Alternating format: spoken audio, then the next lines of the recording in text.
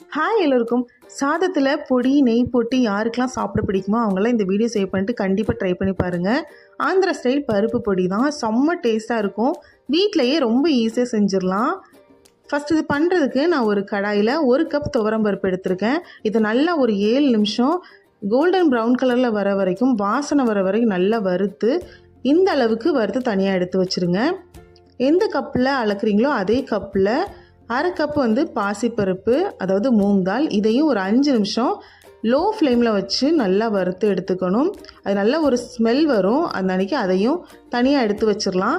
அதே கப்பில் 1/2 கப் பொட்டுக்கடலை, அதை ஒரு 2 நிமிஷம் மட்டும் லைட்டாக வறுத்து அதையும் எடுத்து வச்சுருங்க.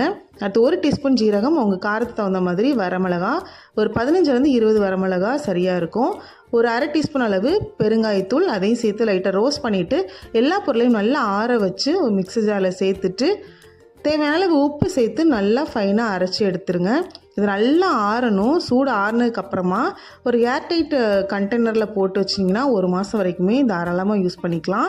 நல்ல சூடான சாதத்தில் ஒரு 2 ஸ்பூன் இந்த பொடியும் கொஞ்சமாக நெய் விட்டு பிசைஞ்சு சாப்பிட்டு பாருங்கள். அவ்வளோ டேஸ்ட்டாக இருக்கும். குழந்தைங்க கூட விரும்பி சாப்பிடுவாங்க. கண்டிப்பாக ட்ரை பண்ணி பாருங்கள். இது இட்லி தோசை கூட சூப்பராக இருக்கும்.